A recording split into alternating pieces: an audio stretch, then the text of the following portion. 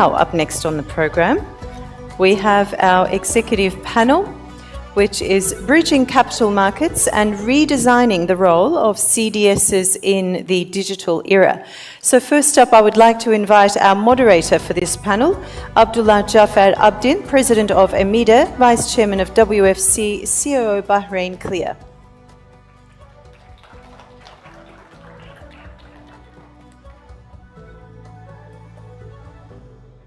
Welcome. And to join the panel are our speakers. First up is Yedil Medeu, Chairman of World Forum of CDSs, Deputy Chairman of Kazakhstan Central Securities Depository.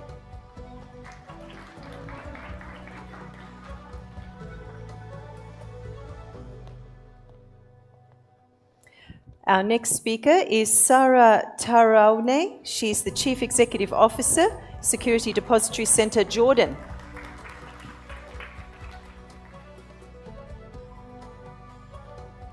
Welcome. And last but not least, our next speaker is Emir Münir Sarpyener. He's the board member and general manager of Tera Yatırım Menkul Değerler, Türkiye.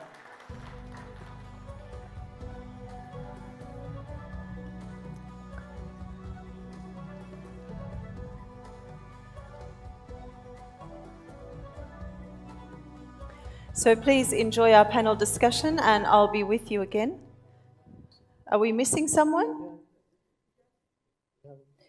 Yes, we are indeed. Beg your pardon. Our last speaker for this panel is Kagoma, Chief Executive Officer, CDSC Kenya.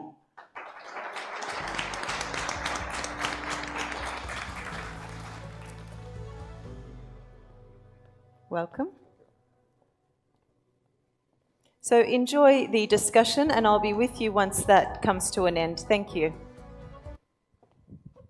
I think that was one of the disadvantages of having this session after the lunch, so sorry for that, Jesse. Anyway, good afternoon, esteemed colleagues and distinguished guests. I think, as Mr. Bross said, I come like more than 2 to 3 times to this lovely country, especially this lovely city. And I think for the first time I come alone without my wife. And I remember in 2015 we had a WFC meeting in Cancun, and I was just thinking for 2 days, how can I convince my wife that I have a meeting in Cancun? So if anybody in this hall knows Bross's wife, please call her and ask her to go and join him for the next meeting. Sorry for that, Bross. Anyway, so we have an outstanding panel of experts today. So our esteemed panel of experts will provide an insight on AI and tokenization and their perspective and critical shifts, redefining capital markets, the evolving role of CSDs in this digital era, and how we can use these technologies to position ourselves and success in this rapidly changing environment.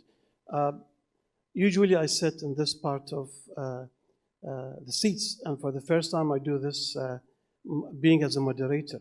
And when I've been offered to moderate, I was about to reject the idea, but I had my younger brother, Dr. Gonzale, which actually encouraged me and helped me in these questions. So on my left, I'll start with you, Jesse. So Jesse is the CEO of the Central Depositories and Settlement Corporation in Kenya. He has more than 20 years experience in finance, banking, and capital market. And then my colleague Yedil, he is the Deputy Chairman of the Management Board of Central Securities of KCSD, and he is also the Chairman of WC. He has over 15 years in experience in the securities market in Kazakhstan, as well as the capital markets of Miami. We have my colleague Emir. He is board member and general manager in Tera Yatırım. He has extensive experience and knowledge spanning 30 years in the Turkish capital markets. And finally, my colleague Sarah, she's the CEO of Securities Depository Center in Jordan. She's been working for SDC for more than 18 years, and she's also recently been elected as a board member of ANA. My first question is to you, Jesse, if I may. How can CSDs ensure security and compliance in a rapidly evolving digital landscape? Thank you. Thank you.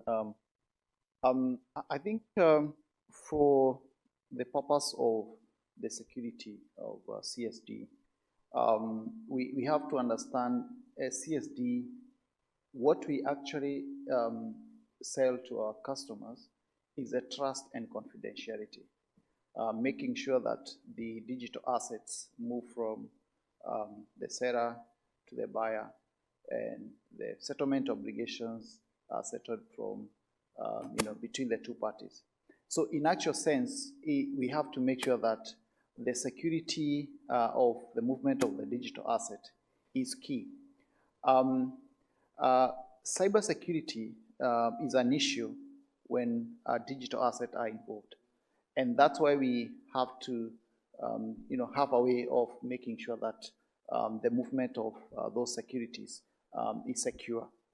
I know most of our African continent and colleagues, we are trying as much as possible to make sure that we secure our digital assets. And all over globally, I'm sure that's an issue. So what are these things that we need to do for us to make sure that we are, don't have issue with the cybersecurity? It's just to make sure that the communication and connection between parties and system is secure. And there are ways that we can do that using cryptography techniques, where you either use a symmetrical key encryption, where you use one same key between the two communication channels, or you can use the asymmetrical key encryption, where you have two different keys, and that's more secure than symmetrical one. There is also issue of using the public key encryption, where you use some mathematical numbers, to make sure that the data that's read from one end, the only person who can see the data on the other end is someone who has the mathematical figure. Now, with all that, you secure your data, your communication and connection between the systems and the parties. But again, you also need to be careful of your compliance within your ecosystem. And I know most of our regulatory bodies are always on our back trying to make sure that we follow the regulatory frameworks that are in different jurisdictions. So that is key to make sure that we collaborate with the regulatory framework to ensure compliance, and we have the threat of what we are carrying, which is the trust and confidentiality of the digital asset, is made safe, or we comply with the laid down regulation so that everything is safe. Plus, as well, working with the trusted parties, because when you work with non-regulated parties, which are an issue, then you also have a risk of getting into cybersecurity issues, because there are people who are not bothered with whatever movement of assets taking place. But you as a CSD, because you're in business of selling trust and confidentiality, that compliance has to be there, and therefore you have to collaborate with your regulator at the same time, follow the laid down regulations in your market. I think that's the more how we can be secure as far as that's concerned, by trying to build the cybersecurity and trying to be compliant within the market. Thank you, Jesse. My next question is to Yedil. So what is the broader role of the CSDs in connecting and bridging capital markets across different regions? Yeah, thank you, Abdulla. First of all, I think that because we are CSD communities, everyone agrees that CSD play a fundamental role in ensuring the efficient, safe, and transparent functioning of capital market. And our core function is directly support the integrity of financial market. And today we can see that CSD's role has evolved beyond national boundaries. And today there are essential connectors between the local and global capital markets. However, ability to connect local markets and global markets, it mostly depends on local regulation and CSD operating model. On the last annual general meeting of ACG, which was in early September this year, I had a chance to discuss operating model of KSD in South Korea. And I found out that KSD, they are key providers. They provide access to the settlements with foreign securities for Korean market participants, and their status it is defined by law. So it means that Korean market participants, they have to use the services of KSD to settle their transactions on the foreign securities market. And I was surprised, but under the KCSD, under the custody, it was like 120 billion US dollar assets. And also, I found out that KCD also has like bilateral connections with regional CSDs like JASDEC and others. So we agreed to continue discussions on establishing the links between Kazakhstan and KCD on the upcoming event in December in Korea. Another good example is Turkey. We, as Dr. Arikan mentioned, we already started establishing the link between Kazakhstan CSD and MKK from the beginning of this year. Now we're finalizing this work, and what we found out that there are some local conditions to establish such link. So firstly, through this link in Turkey, it is possible to settle only government securities. So if you want to settle, like, if you want to gain access to the stocks or corporate bonds, you have to go to the custodian banks, local custodian banks. Secondly, even if you can have like direct account within the MKK, the mandatory condition is to assign one of local custodian banks as account operator.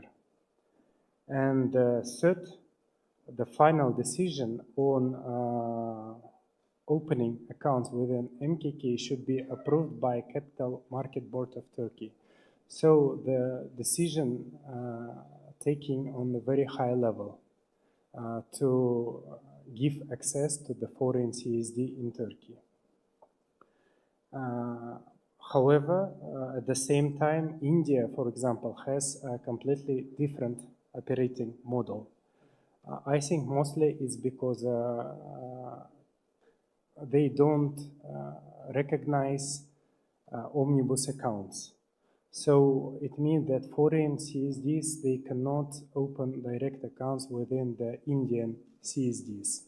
And if they want, if a foreign investor, they want to get access to Indian market, they should open accounts within the local custodian banks. And that accounts will be segregated accounts.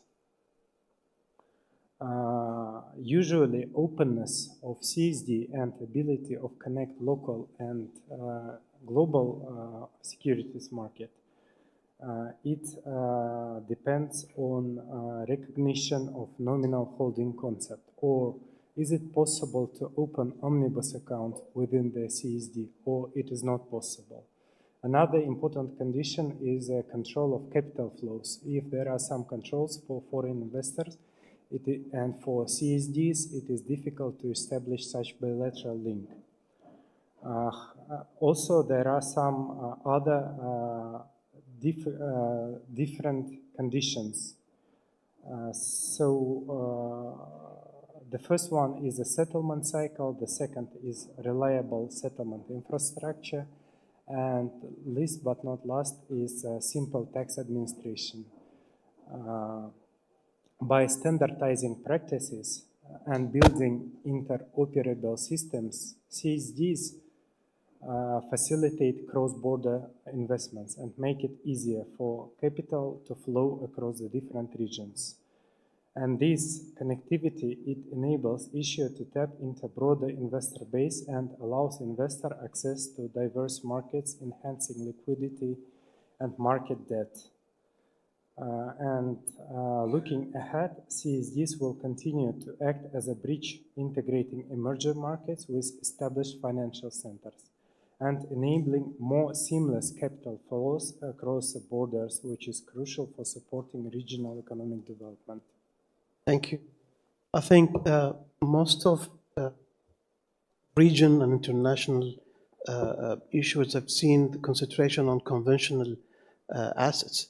I've seen a good example in the US that there was an issuer combining, or let's say, kind of hybrid model of having conventional assets combined by tokenized assets. So my question is to you, Emir, if I may.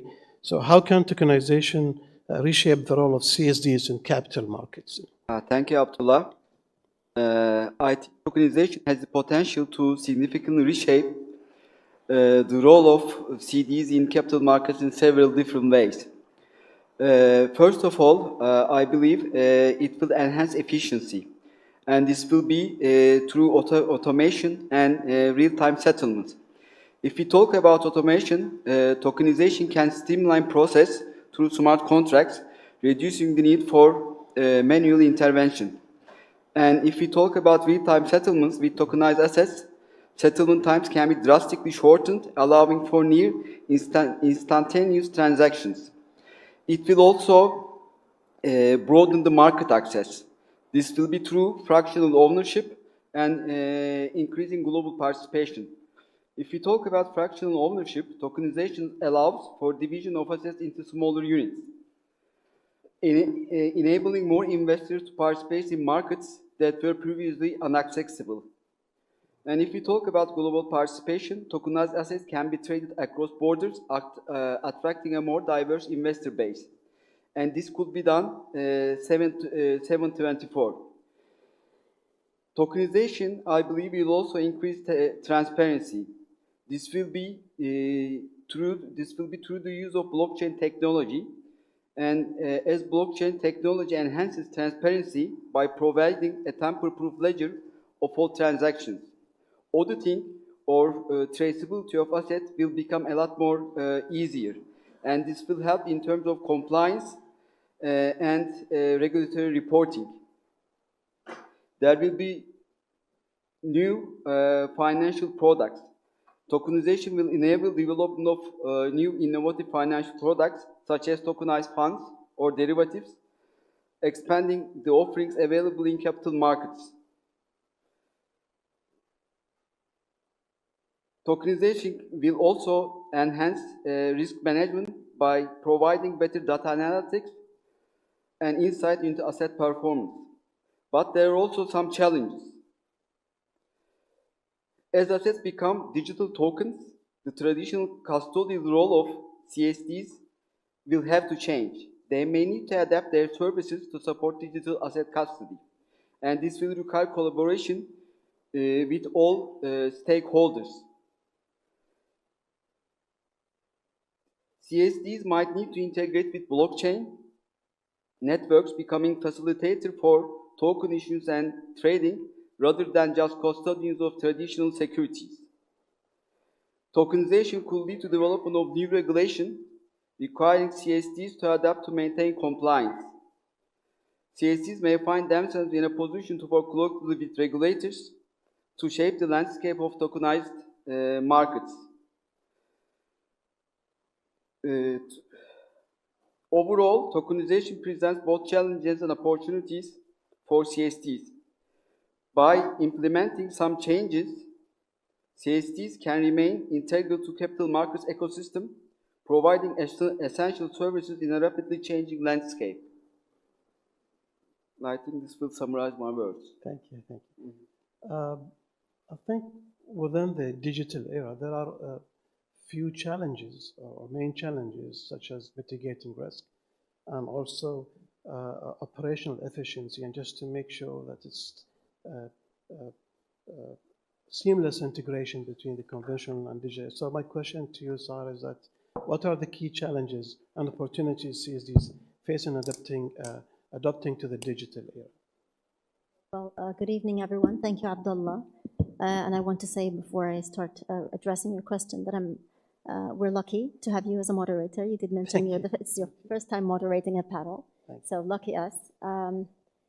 It's very nice to be among this very experienced people with CSD backgrounds and FMI institutions.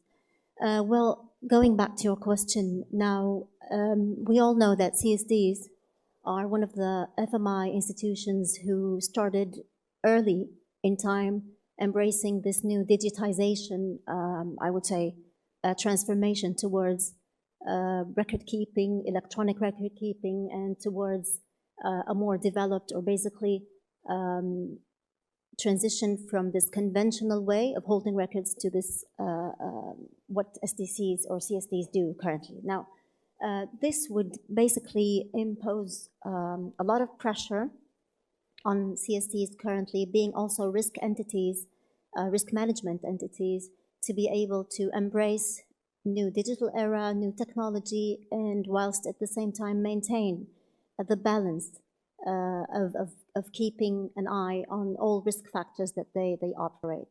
Well, first of the challenges, and as you mentioned, Abdullah, they are challenges, they're not stoppers. So, well, sooner or later, and I remember Mr. Chairman of AECSD in his panel today, he did mention that there are almost 10 CSDs in the region who are starting to do this. We're starting to shift from their conventional CSD systems towards adapting to more, I would say, digital solutions and basically more fintech-operated systems to perform their main responsibilities and tasks. And as we mentioned, there are challenges. Now, talking about challenges, it can be really obvious that one of the main challenges we would be facing as CSDs, well, in my opinion, is related to the cultural change fear. Now, in order for any institution to be able to adapt to this new digital era, basically change towards adopting more technological enhancements and I would say fintech solutions in providing their services, we need to first of all try to tackle this cultural fear, starting from the working forces at the CSDs, first of all, because they need to understand, well, there has been a lot of talking about embracing the new technology and AI, chatbots and everything. People tend to think that it's a way to replace the man force and move towards what we call like an AI robot system. And this is something that might as well become a major obstacle in front of people if you try to basically force this change. So in order for the institutions to be able to face this and embrace this new technological era that we're definitely going there, we have to start working from the basic knowledge awareness. So if we don't fear anything that is known, so you basically fear the unknown more than the known. I know that today there are many labels that and during this event also were discussed. Many labels, many I would say keywords related to technology, blockchain, DLT. They're all might be some for some people vague words. They do not really know what do these words mean. They do not really know what are the pros and the cons. So understanding, first of all, the ability of these new technologies and understanding how to embrace it and understanding how to cultivate the new digital and technological solutions and basically transition this to your systems and your operations as CSDs is really crucial for people to understand, right from the leadership of the institutions and to the minimum levels. So I believe this is one of the challenges. One other major challenge we can talk about, and it's definitely known for almost everyone, now adapting new technologies, especially for CSDs who already run their own systems, would mean they have to transition to new systems, probably, to new solutions. And that would mean they would probably have to leave their legacy systems or deal with the legacy systems with whatever recording there is, ever conventional operations they used to run through these legacy systems. It comes with costs, of course, and costs can be also something considered challenging for CSDs. Although you could look at costs from both sides, it can be really a challenge, and yet it can be also an opportunity. So when you adopt new technology, when you transit to new initiatives related to fintech and technological solutions, of course, it comes with benefits for the institutions because you get to work more efficiently. There's more interoperability. You can basically, it's an alternative for the back office work that all CSDs perform through full automation processes. So it allows and provides for more efficiency in the operations CSDs perform. In addition to that, we need to always keep an eye, as my colleague just mentioned shortly in a while, we should keep an eye on the cybersecurity threats, the cyber threats, because cybersecurity becomes a very crucial thing when coming to adopting new technologies and new systems. There are many cyber risks that we need to be ready to face because, as I mentioned, CSDs are basically risk management entities. You don't want to end up basically embracing new technologies and executing new operations in a way that you cannot even understand what are the risks related to cyber attacks. So there are, of course, measures that you can do to tackle these cybersecurity issues. On the other hand, definitely, if you look at the opportunities, as I mentioned, efficiency and interoperability are things that we need always to keep an eye on. But of course, it has to come with awareness. It has to come with responsibility. It has to come with facing this cultural fear that comes from within the institution, of course. Thank you, Sarah. I think our session comes to complement the previous sessions. I have seen our colleagues, Professor Guzhan also mentioned, the rest of the team from Takas Bank. They've been talking about the innovation that that Takas Bank and our colleagues here in Istanbul has. Going back also to our colleague, I don't know if I can spell her name correctly, Imelda from Indonesia. So she was talking about the proxy and e-voting back in 2020, and that was prioritized due to the COVID. So my question is to you, Jesse, if I may, what innovation should CSDs prioritize to stay competitive in the next 5 to 10 years? Thank you, Abdulla. I think, and you stated very well, the period prior to COVID-19,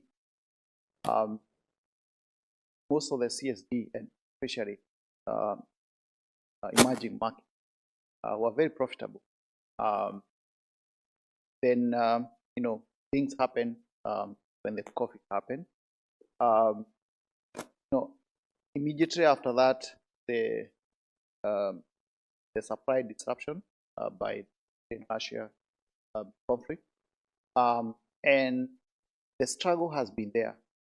So I think looking backward and looking what we need to do going into the future, there are quite a number of innovations that most CSD has to try and innovate and come up solutions And we need to look at what needs to happen for CSD to remain competitive in the next number of years. One of the three things that we think, and I think that can happen, and I have only three, which I think need to take into consideration. That to, you lead a CSD to some innovation to make sure that they are competitive the next 5 years. One of them is what we call the cost management. A CSD must be innovative enough to ensure that all the solutions that you have, you able to contain the cost and try and make sure that you are not increasing the cost for yourself in terms of the innovations that you have. For example, in trying to innovate ourselves to be competitive in the digital world, most CSDs, they are upgrading their system and incorporating other modules in the system to allow the diverse customer base, both local and foreigners, to trade the market. But you see, these solutions, they are not coming cheap.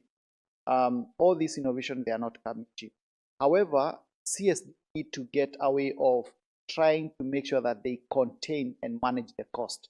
And some of these things, some of the solutions that we are trying to implement, or we've seen that working, is trying to look at when you are looking for systems and how to contain the cost of running those systems. There is this issue of trying to make sure that you eliminate the fixed cost going forward. Current fixed cost, and this has experience we have had in the market. Pre all this COVID and conflict, we had the annual maintenance cost as a fixed cost, and that time the market was operating at high level of revenue. But come those two issues, the revenues went down by over 50%. So what happened? You have fixed cost that you have to continue meeting your obligations, but you didn't anticipate to have that. So the innovation that came into being is looking for a revenue sharing models when you are getting these innovative solutions for your market, so that whenever the revenue is good, you are sharing the gain with your provider. But when the revenue is down, at least you are sharing your pain with your provider, because you are partners.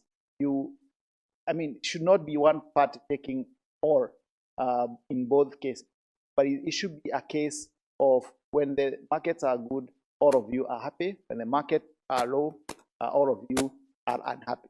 So these innovations, you must be able to contain this within some cost, so that you remain competitive in the next number of years. The second item is the operational efficiency. Yes, we innovate to be efficient in our markets. Some of these operational efficiency in some of these markets, and especially coming from emerging markets, we have to make sure that whatever we are doing, we are taking care, or we are looking at the needs in those markets. I know, for example, everyone is moving and have moved, for example, to T+0 and T+1 in terms of being efficient in our market. And that's a very good innovative way of doing things, or efficient way. However, when you look at some of the emerging markets, some of these things may work to some extent and may not work to some extent. For example, it takes time for a foreign investor, to set instructions to this market. It takes a day or two. Then there will be, the transaction that will happen, and then the settlement. So within 2 days, that's when all this will happen. and then the third day, the settlement happened. So if you move all your system to T+0, it means there will be a transaction failure because some of these instructions are coming from other jurisdictions and taking a day or two. Yes, we talk of using SWIFT and all these other innovative way of doing things. But look at it, some of the infrastructure that some emerging markets have are not as efficient as they should be. And because, for example, in our Kenyan market, we have a SWIFT-enabled, settlement system. But when you tell the market participant to onboard SWIFT, they all say it's expensive unless the CSD pay for us. Yes, so we are trying to be innovative, but you look at the market participant, can they be able to afford what you are offering in this market? Now, that situation now take you back to remain within the T+3. But those two items can be taken care of whenever those markets are able be able to innovate and get into that when the market pushes you to get that T+0 and T+1. However, the good thing in those markets and in our emerging market, we have able to develop way of a hybrid kind of a system where you'll be able to do the T+3, which is the market requirement, and you can also accelerate the trade to a T+0. So that is the kind of innovative way that you need to accommodate those markets as a hybrid innovation so that you're able now to take care of both foreigners and the local market and be able to have a cost-effective way of innovation in the market. The other third item that for CSD to remain competitive the next number of years is revenue diversification. Quite a number of things that need to happen in some of these markets. And all of us, before the conflict and all that, we were relying on the transaction levies from the market. Depository levies, transaction levies, all related to the market. However, when there is a disruption in the market and the revenue is down, then you are left with your cost, but you don't have high revenues like you had before. So that push is you to now look into diversification of the revenue. And for the CSD to remain competitive, that is something we have to operate in our strategy. Things like commercialization of data, which is key. And most CSD, they hold a lot of data, but we don't know. You find in most market, the stock exchange is the one that, getting a lot of money in terms of commercialization of the data.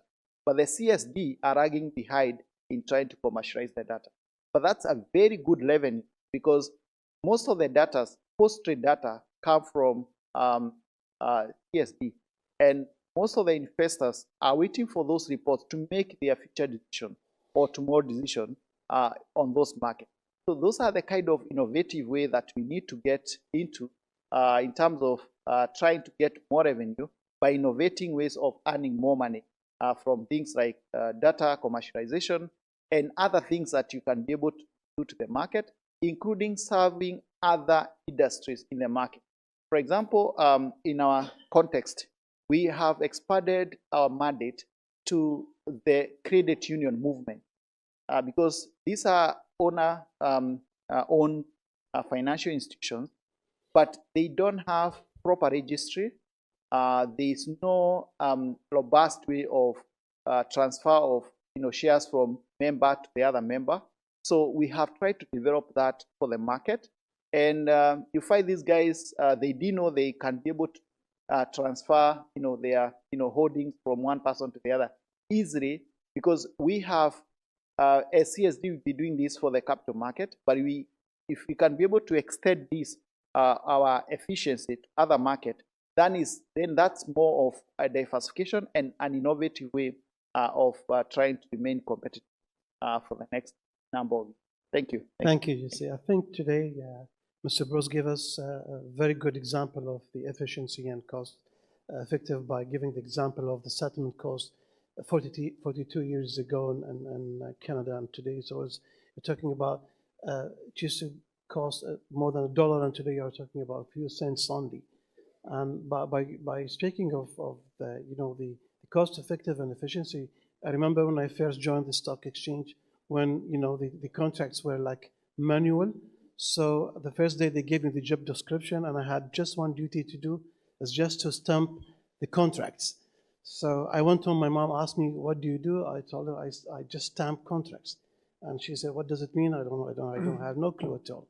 So today the execution is happening without even us knowing what's going on behind the scenes. So my next question is Yedil, for you. Could tell us, could you share Kazakhstan's experience in facilitating these connections and the role of the KCSD in this process? Thank you. So I will still first part our panel discussion about bridging capital markets. And in Kazakhstan, we have quite unique experience in that field. We are not only provide access to the local capital markets for foreign investors, but also we provide access for local investors and not for our participants to the foreign securities market.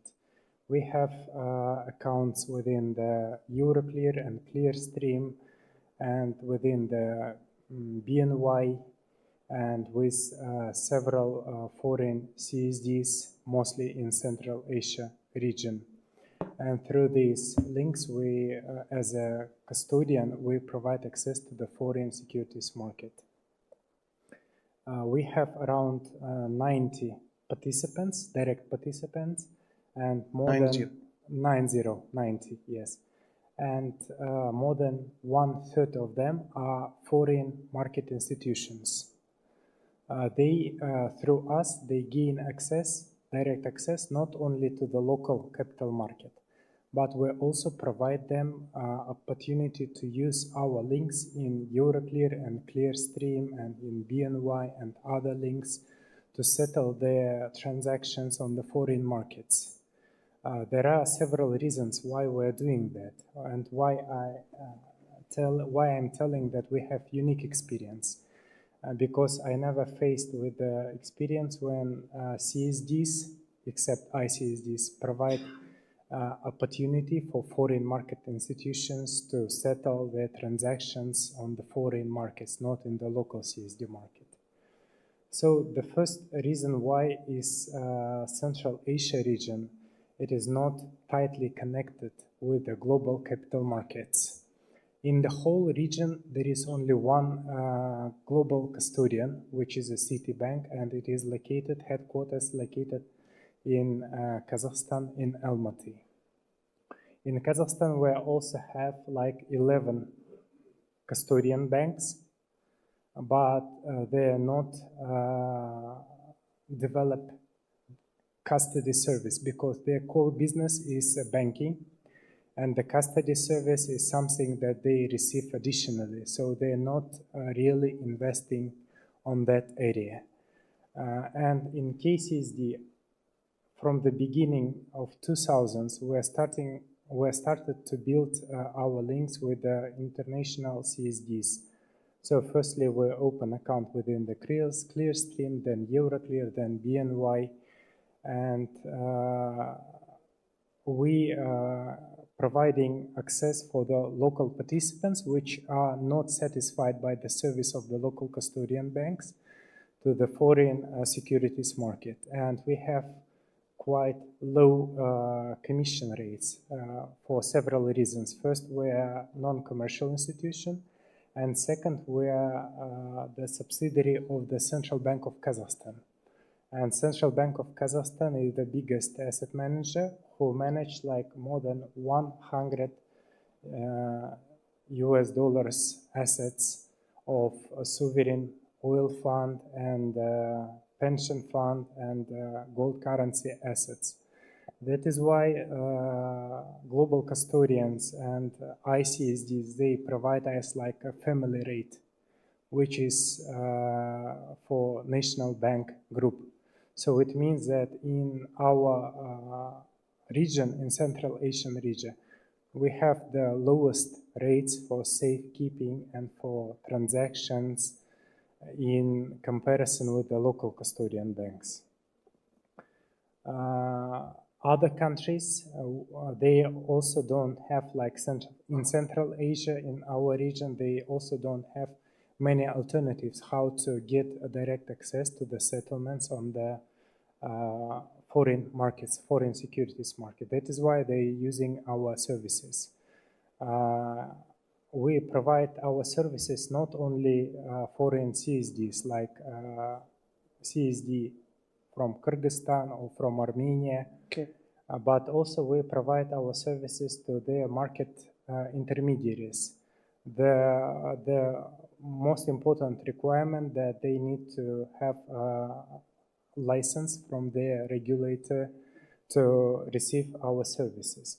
These days we have like around 20 billion US dollars assets under the custody on the foreign securities market. So I'm not talking about the domestic assets. So 20 billion is only the foreign assets. Moreover, KCSD has actively collaborated with other CSDs within the various regional CSD associations. We are the member of 3 associations, which is AECSD, ACG, Asia Pacific Association, and also European Central Securities Depository Association. And lastly, Kazakhstan chairmanship of the World Forum of CSDs has further underscored our commitment to bridging different regions and fostering international collaboration. As we prepare to host the WFC in Almaty next year, we aim to continue driving dialogue on strengthening post-trade infrastructure and promoting cross-border financial integration. Thank you. I'm sure that the audience here would be keen to have the calendar booked for the upcoming WFC in Kazakhstan, hopefully. By speaking, going back to Emir, if I may, it's my personal point of view of having sort of hybrid kind of solutions when it comes to the new innovation for so many reasons, such as resistance from the customers. So again, I always go back to process codes, say, listen to your customers. So we would definitely have from the customers not to be forced to go for complete innovation, or let's say it's a hybrid. For me at this stage is, again, as a kind of middle kind of solution. So my question to you, Emir, how can CSDs contribute to bridging the gap between traditional and digital assets markets? I think this can play an important role in bridging or in reducing the gap between traditional and digital asset markets through several factors. One of them will be providing hybrid custody solutions. Mm-hmm. And interoperability and standardization also will be important. Providing regulatory guidance to both sides of the table is an important factor. Educate and create awareness for investors is another issue. Infrastructure development is one thing, and market liquidity and risk management aspects are the final ones. So if we talk about the hybrid custody solutions, CSDs can offer custody solutions for both traditional securities and digital assets. So in a way, they can provide services for both sides of the table, and the same client can be able to use the same platform. They can facilitate the issuance and custody of the tokenized securities. And this may allow the integration of digital assets into traditional frameworks. They can develop and promote standardized protocols for digital asset transactions. This can enhance interoperability between traditional and digital systems. CSDs can help market participants in understanding and complying with regulations surrounding the digital assets, helping to create a secure environment for these investors. By collaborating with regulators, CSDs can advocate for policies that support the integration of digital assets into existing regulatory frameworks. CSDs can also help providing resources or training for investors and market participants about the benefits and risk associated with digital assets. They can host events to discuss the convergence of traditional and digital markets that can foster understanding and encourage participation. They can invest in advanced technologies to facilitate the trading and settlement of assets alongside traditional securities. They can implement blockchain solutions for record keeping and transaction processing between to enhance efficiency and transparency. By acting as a bridge, the CSDs can enhance liquidity in the market by allowing easier transition between digital and traditional assets. CDS can establish platforms where both asset types can be traded, providing liquidity to both sides. They can also help to develop risk management frameworks that account for the unique risks associated with digital assets while maintaining traditional risk mitigation practices. Actually, by leveraging their existing expertise and using their existing infrastructure, CSDs can effectively bridge the gap between traditional and digital asset markets. This integration will not only enhance market efficiency, but also will open up new investment opportunities, ultimately benefiting investors and also market participants. Thank you. Thank you, Emir. I must admit my first AMEDA meeting was in Marrakesh in 2007, and I looked at the agenda. There was one of the items that our colleagues from Turkey group that they were there to present their newly platform called the e-board meeting and e-voting. So for me, I thought, so it shows how proactive are our colleagues in Turkey. I really congratulate you on that. So for me, it was different. I was saying, I like to attend the EGMs. I care about the buffet. I care what they present, and so. And then I realized, just going back in 2008, there was a e-meeting, or sorry, it was an AGM. An incident happened that we couldn't actually have the evidence of the incident that happened. So my next question is to you, Sarah, if I may. How can the use of AI enhance the operational efficiency and risk management at the CSDs? Well, thank you, Abdullah, again. The use of AI can be, there are a wide options and wide area of initiatives that we can think of, and sometimes we cannot even think of. We have to learn from each other because it's a journey, it's a new journey of adaptation towards new technology and AI solutions. Now, AI-powered solutions can bring multiple advantages to CSDs. Of course, it might differ taking into consideration also the services each CSD provide, because we're all aware that looking at the investor services, investor-based services CSDs offer, they can differ from one CSD to another, especially when we're looking at the value-added services. But however, the basics are almost the same. What we can think of is, imagine if you can have AI predict your the risks related to the market participants, to the brokerage firms, to the market players, can predict risk. So basically, you will have a risk-based approach when looking at the collateral, because when managing your collateral base related to risks market participants can impose on settlement or on the CSD. This is something that can be cultivated with AI-powered solutions in a way that we as humans can basically sometimes not imagine. So I would think of predictive risk management based, and probably settlement and collateral management as well.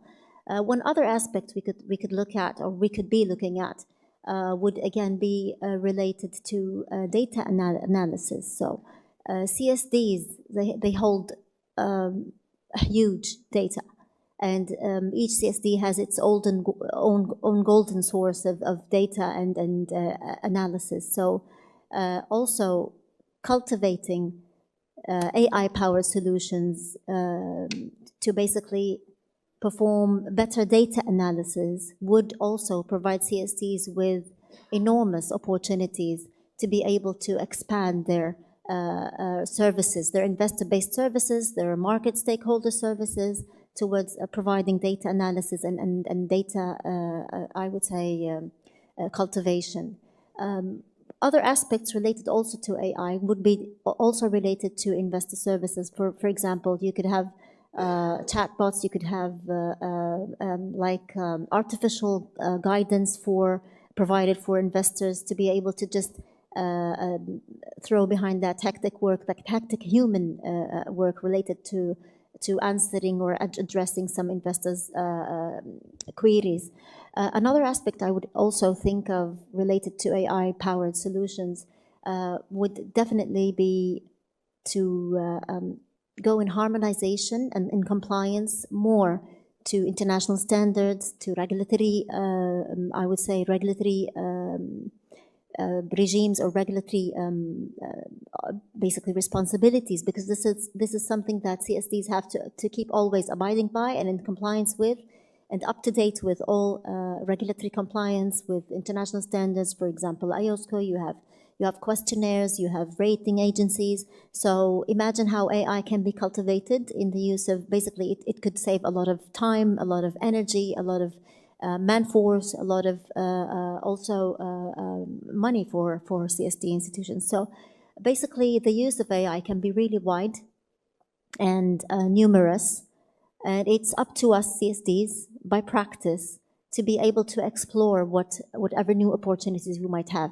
and then share probably these practical stories, hopefully success stories, with each other. This is a new era, and we learn by practice.